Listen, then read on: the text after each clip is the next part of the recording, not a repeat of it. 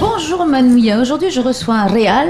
Réal, joli prénom bien original et espagnol. Oui, c'est ça. Et qui vient nous faire part de prochain événement, donc c'est un salon vegan. C'est ça, tout à fait. Donc je viens pour présenter ce salon vegan qui se tiendra le dimanche 10 décembre à l'occasion de la journée internationale en fait des animaux. Ça dure qu'une journée. Ça dure une journée, c'était vraiment pour marquer cette journée internationale des animaux, pour rappeler les droits des animaux et pour sensibiliser à la cause animale et proposer des alternatives beaucoup plus éthiques et plus respectueuses de l'environnement et de notre santé. Et donc, est-ce qu'on peut rappeler ce que c'est que le vegan ? Alors, quelqu'un qui est vegan, c'est quelqu'un qui va, autant que faire se peut, essayer de réduire toute cruauté, toute forme d'exploitation dans sa vie quotidienne.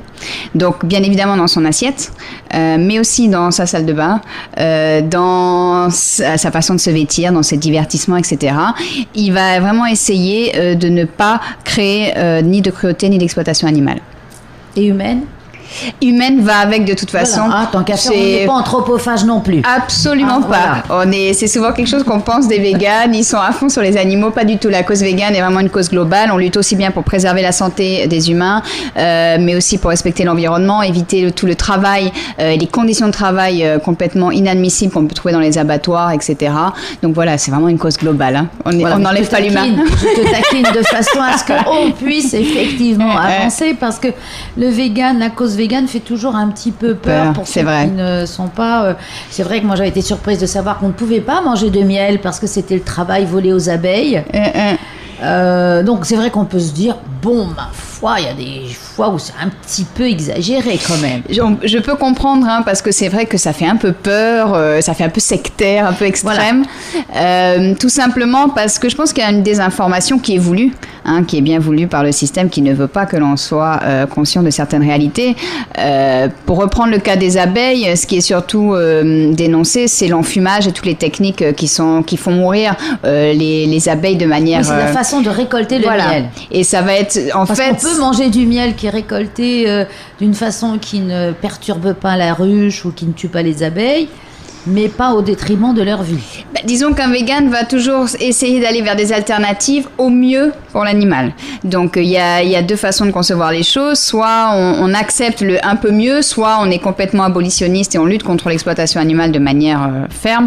Vu les conditions aujourd'hui de la société, il est plus efficace peut-être d'envisager, comme tu le dis, pour le moment peut-être des alternatives beaucoup plus respectueuses et éthiques. Donc ce que tu proposes. On peut pas non plus, il y a quand même des difficultés à... par exemple les moustiques. C'est-à-dire est-ce qu'on peut tuer les moustiques quand on est vegan ? Les moustiques, c'est une bonne question. Dans l'absolu, bien sûr. Dans l'absolu, bien évidemment, on est sur le respect de toute forme de vie. Après, encore une fois, un vegan n'est pas quelqu'un qui est déconnecté de la réalité. C'est clair que s'il y a des épidémies ou autres, il est évident que s'il y a un vecteur, oui, on l'élimine. Ça, c'est pas, tu vois, c'est pas, justement, on veut pas aller dans cet extrême. Voilà, c'est la question que je pose aussi, parce que en tant que non vegan et ne connaissant pas vraiment et ayant entendu simplement évidemment ce qui fait le buzz, bien sûr. Donc on se dit les moustiques, ça, on a le droit. S'il y a vraiment un cas extrême, quand il peut y avoir des épidémies qui peuvent en effet avoir des conséquences sanitaires graves, évidemment. Oui, sachant qu'ici, sous les tropiques, c'est un petit peu les vecteurs de la dengue, du Zika, du chikungunya, j'ai eu. Donc, il y a aussi, c'est une question après de santé publique. Bien sûr. Mais de toute façon, la santé publique revient dans la question végane, parce que si on parle que de santé publique, aujourd'hui, par exemple, pour reprendre la surconsommation de viande, et je tiens à ce mot surconsommation, aujourd'hui, l'OMS reconnaît par exemple que cette surconsommation de viande entraîne des problèmes, des maladies cardiovasculaires et certaines formes de cancer. Donc, être végane, c'est aussi alerter la population sur un certain mode de consommation aujourd'hui qui nous rend malades, et se diriger vers des alternatives plus saines. Oui, parce qu'il est évident que manger plus de légumes et de céréales, c'est quand même meilleur pour la santé plutôt que de consommer des produits laitiers, le grain, la viande. Seulement, le problème aussi, c'est justement après, il faut l'aide politique qui fasse que les légumes soient beaucoup moins chers et plus faciles plus facilement accessible dans la bourse de tout le monde. Il y a deux choses. La première chose, en effet, on pense que l'argent est un frein. On pense toujours que consommer de meilleure qualité est plus cher. C'est pas totalement vrai parce qu'en fait, quand on est vegan, on va retirer certains produits qui coûtent cher. On va retirer la viande, c'est cher. Le poisson, c'est cher. On va retirer tout ce qui est produits transformés, raffinés. Donc, on va avoir un budget qui va être déplacé, si tu veux, en termes qualitatifs. Et on va manger des choses qui finalement sont pas si chères que ça, même si elles sont bio, parce qu'on essaye aussi d'être respectueux de l'environnement. Donc, on va chercher de la permaculture, de l'agriculture raisonnée ou biologique. Mais on s'y retrouve en fait au niveau équilibre des budgets. Par contre, il est évident que tant que les pouvoirs politiques ne prendront pas aussi, eux, le problème à bras de corps, ça sera beaucoup plus difficile pour la population, ne serait-ce que de trouver tout le panel. Alors justement, votre salon, oui. Est-ce que ça va aider les gens à pouvoir se nourrir correctement? Le but du salon, il y en a deux. Là, pour le premier but, c'est de sensibiliser à la cause animale, mais déjà de manière globale. C'est ce que je te disais tout à l'heure, donc aussi bien les animaux domestiques, mais aussi les animaux marins, que les animaux d'élevage. Ça, c'est la première chose. Ensuite, la deuxième chose, c'est en effet de proposer des alternatives aux gens, des alternatives alimentaires, cosmétiques, etc. Ils vont apprendre, donc il y aura des producteurs locaux qui ont fait le choix de nous fournir des produits de qualité et bio si possible et sans produits animaux qui seront présents. Donc déjà ça permet de les faire connaître et de valoriser leur production. Et il y aura des ateliers culinaires aussi qui permettront d'apprendre à cuisiner, quels ingrédients, comment, et etc. Voilà, parce que je pense que c'est dans l'air, les gens ont envie de cuisiner davantage bio déjà, avec plus de légumes, plus d'alternatives, mais ils ne savent pas trop comment faire. Exactement. En se disant, oh là là, mais ça va être très compliqué. C'est pour ça qu'il y aura aussi des conférences, par exemple sur l'alimentation végétale, ou sur tout simplement c'est quoi être vegan, pour expliquer aux gens, leur donner. Le but, c'est vraiment de donner un maximum d'informations ce jour-là, pour un peu démystifier. Oui, pour montrer que c'est pas une secte. Que si un jour on mange vegan, on n'est pas pieds et poings liés, on peut sortir de cette secte qui n'en est pas une. C'est ça, c'est vraiment pour montrer que c'est accessible. Il y a des gens normaux. Oui, voilà, j'espère que j'ai l'air normal. On éclate les stéréotypes en fait et on montre que moi je ne suis pas née végane non plus, je le suis devenue, ça a été un cheminement et c'est une fois qu'on a conscience de certaines réalités, des choses qu'on ne voit pas dans la vie de tous les jours. Comment es-tu devenue végane, tiens, par exemple? Parce que j'ai toujours eu une très grande sensibilité animale et qu'il y a un moment donné, à force de me former, me renseigner, d'aller à des conférences, de lire, etc., je me suis rendu compte que je n'étais pas en adéquation avec mes valeurs. C'est-à-dire que je participais à une immense boucherie, 60 milliards d'animaux terrestres, 1000 milliards d'animaux marins, élevés dans des conditions atroces, gavés d'antibiotiques, d'hormones de croissance, enfin bon, je te passe les détails. Donc je me suis dit, réel, à un moment donné, si tu veux être en adéquation avec tes valeurs, il faut que tu revoies ton alimentation. Donc, petite, je me suis renseignée, je me suis informée. C'est pour ça que je travaille aussi avec l'AVF et L214 qui apportent des supports. Explication. AVF 214. AVF sont les associations, donc Association végétarienne de France, que je représente localement, et L214, éthique et animaux, que je représente aussi Pourquoi localement. L214 ? En fait, c'est la loi qui est parue dans le code rural et qui dit que tout animal est un être sensible, en fait. C'est le numéro de la loi, si tu veux.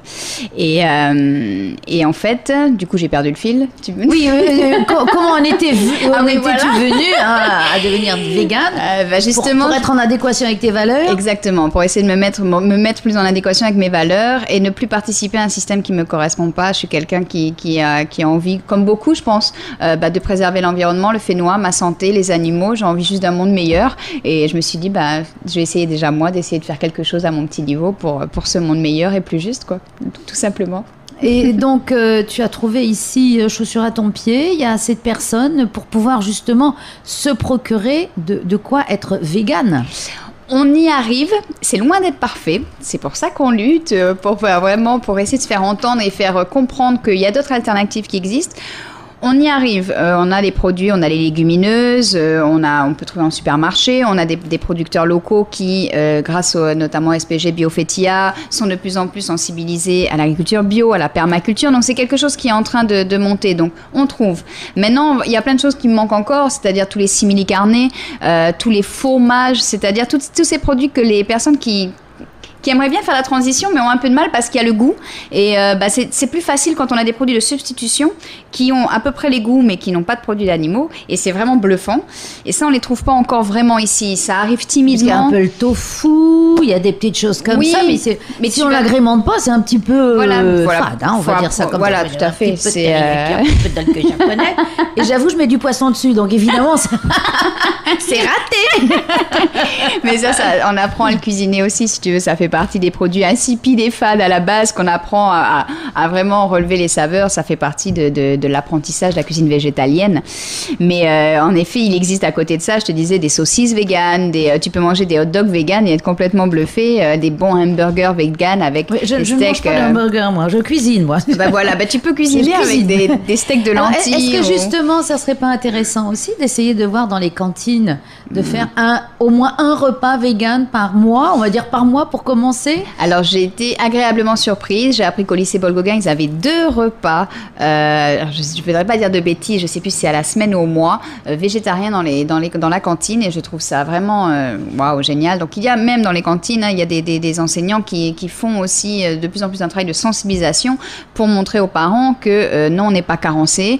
Non, c'est tout à fait équilibré et beaucoup plus sain pour la santé. Et oui, ce sont des alternatives que l'on peut proposer en toute sécurité pour nos enfants. Donc, bien sûr, il y a quelque chose à faire dans les écoles, évidemment. Alors, dimanche 10 décembre, de quelle heure à quelle heure? Et il y a quoi? Allez, donc, le dimanche 10 décembre, ça se passe de 10h à 17h à l'immeuble Le Bihan, Pire-Haye. Cet endroit a été choisi aussi parce que c'est un immeuble qui est HQE, c'est-à-dire qu'il y a des hautes qualités environnementales. Donc, ça rentre bien évidemment dans notre façon de voir les choses. Donc 10h, 17h, qu'est-ce qu'il y a? Il y a déjà une vingtaine d'exposants, que ce soit des associations de protection animale, des personnes qui vont proposer des cosmétiques, parce qu'on n'en parle pas aussi, mais des cosmétiques sans cruauté, pas testés sur les animaux, des produits alimentaires, etc. Donc 20 exposants, plus tout un programme qui va apparaître en ligne dans pas longtemps, avec des conférences, des ateliers culinaires, projections de films, rencontres avec notamment Cédric Vannes, qui permet de débattre sur les performances sportives et une alimentation végétarienne ou végétalienne. Qu'est-ce qu'on va avoir encore? Des ateliers pour les enfants, pour les sensibiliser aussi bien sur l'environnement que sur l'éthique animale. Voilà, donc plein de choses à découvrir ce jour-là qui sont programmées. On peut rentrer, il faut s'inscrire. Tout est gratuit, tout est ouvert, tout le monde est bienvenu. Voilà, pour vraiment découvrir ce mode de vie et enlever tous les a priori. Vous pouvez aller donc, sur ma page, la page Réal Tahiti. Alors Réal, R-E-A-L-E, voilà, plus loin, facile. Tahiti, voilà, facile. Donc là, il y aura, et puis tous ceux qui participent en fait au salon, donc à un moment donné, ça doit passer sur le fil Facebook de quelqu'un. Je pense que ça va parce que les exposants vont aussi faire leur communication dessus, ceux qui interviennent dans les débats, les conférences, etc. Donc voilà, il devrait y avoir. Rendez-vous dimanche. Voilà, au 10 décembre, avec grand plaisir. Merci Réal. Merci Martine.